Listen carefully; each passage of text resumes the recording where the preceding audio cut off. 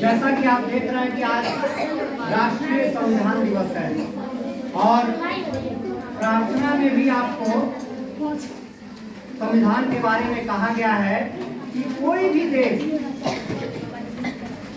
ऐसे ही नहीं चलता, उसके लिए कोई उसका विधान होता है, नीति नियम होते हैं, उसके तहत जो देश को चलना होता है, चलाया जाए। जैसे आपके विद्यालय का भी एक नीति है, नियम है, कितने बजे खुलेगा, इतने बजे बंद होगा, ये घंटियां आपको बताई गई है।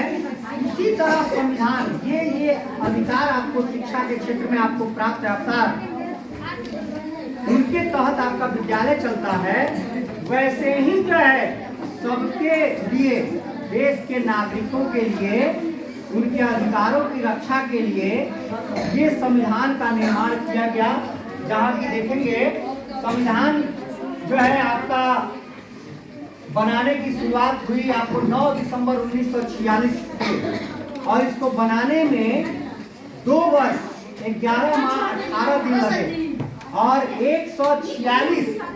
165 दिनों में 11 बार इसके बैठक हुए, सत्र चले, तब जाकर के यह संविधान जो है 26 नवंबर 1949 को बन करके तैयार हुआ और संविधान सभा के द्वारा इसको अंगीकृत कर दिया गया। आपके विद्यालय में प्रस्तावना जो है पढ़ाई जाती है, नीति जो है, जो कि संविधान की मूल आत्मा जिसको हम कहते हैं। देख रहे हैं यह एक लिखित दस्तावेज है जो सरकार और उसके संगठनों के मौलिक बुनियादी संरचना, प्रक्रियाओं, शक्तियों और कर्तव्यों और नागरिकों के अधिकारों और कर्तव्यों का निर्धारण करने वाले ढांचे को निर्धारित करता है। इसे 26 नवंबर 1949 को संविधान सभा द्वारा अंगीकृत किया गया था और 26 जनवरी 1950 को पूरे देश में लागू हुआ। जिस दिन हम लोग क्या मनाते हैं, 26 जनवरी को कौन सा दिवस मनाते हैं? गणतंत्र दिवस। देखो निभा बोली है, जानकारी है, रिपब्लिक डे मनाते हैं जिस दिन आपके देश के राष्ट्रपति जो प्रथम नागरिक कहलाते हैं वो झंडा फहराते हैं राजपथ पर और तीनों सेनाओं की सलामी ली जाती है। तो बच्चे जो हैं आज संविधान दिवस क्यों मनाया जाता है कि मूल आत्मा कही जाती है, जो आप नित्य पढ़ते हैं, संविधान के द्वारा आपके अधिकारों की रक्षा की जाती है। जैसे कि आप देखते हैं शिक्षा का अधिकार आपको मिला हुआ है, RTE जिसको कहते हैं राइट टू एजुकेशन, उसके तहत आपको मुफ्त और निःशुल्क और अनिवार्य शिक्षा दी जाती है।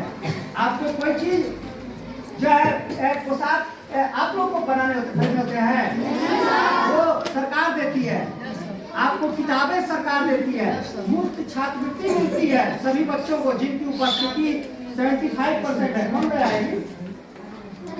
वो जो है आपको जितनी भी पढ़ाई के क्षेत्र में आपको जो जो चीजें चाहिए वो सारे के सारे सरकार द्वारा आप लोग को उपलब्ध कराई जाती है, जिससे गरीबों के बच्चों का शैक्षणिक बर्बाद ना हो, शिक्षा बर्बाद ना हो।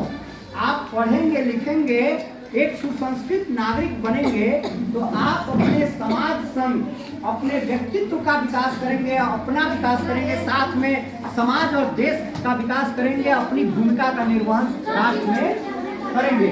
तो उसके लिए आप देखें संविधान आपको 6 मौलिक अधिकार देता है। संविधान आपको 6 मौलिक अधिकार देता है, जिनमें आपको लिख भी दिया गया है कि समानता का अधिकार,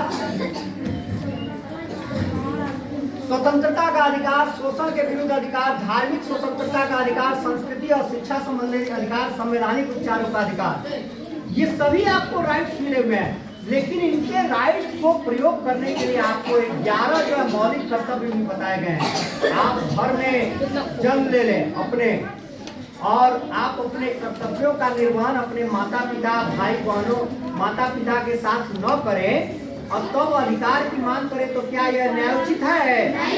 सबसे पहले आप अपने कर्तव्यों का निर्वहन करें, उसके बाद अधिकार की बात करें। और जो अपने कर्तव्यों का निर्वहन कर बिना किए हुए बिना अगर अधिकार की बात करता है तो उन पर जो दंडात्मक कार्रवाई की जाती है कि नहीं? जैसे स्वतंत्रता का अधिकार, आपको भारत में कहीं भी घूमने फिरने बोलने की स्वतंत्रता है, लेकिन क्या कुछ भी आप बोल दीजिएगा?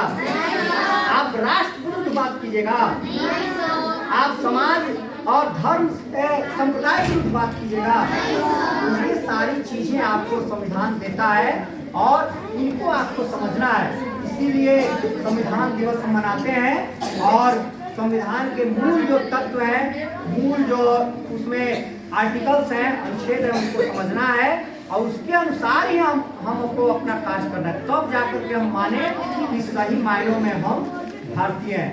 कोई दिक्कत? चलिए, बहुत बहुत धन्यवाद।